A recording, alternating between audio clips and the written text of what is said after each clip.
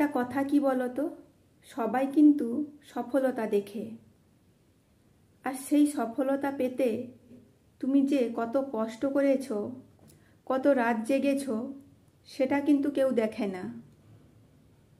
শুধু তোমার সফলতাটাই দেখে। তবে অনেক সময় আমরা অনেক চেষ্টা করার পরও ব্যর্থ হয়ে যাই, আর তখন কিন্তু তোমার ব্যর্থতার উপরে সবাই হাসে।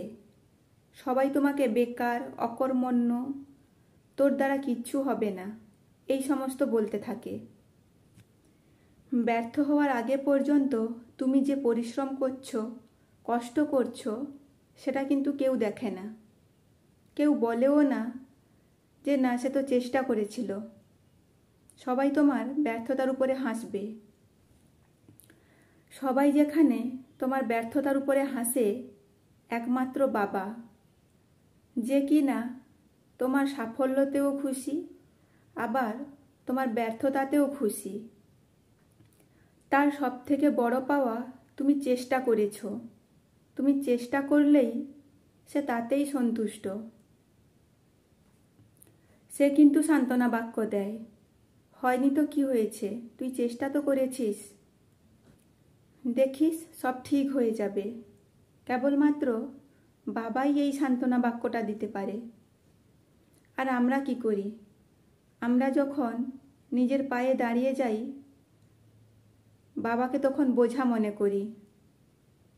আসলে তখন তো বাবার বয়স হয়ে যায়, এই কারণে বাবাকে আমরা বোঝা মনে করি।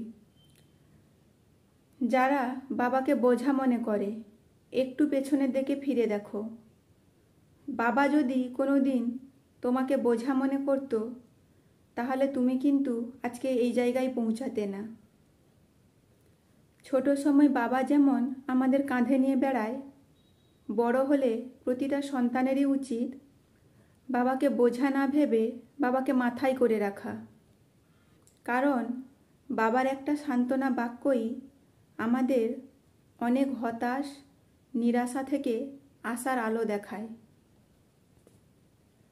এই কারণে বাবাকে অনেক সম্মান করো, কষ্ট দিও না।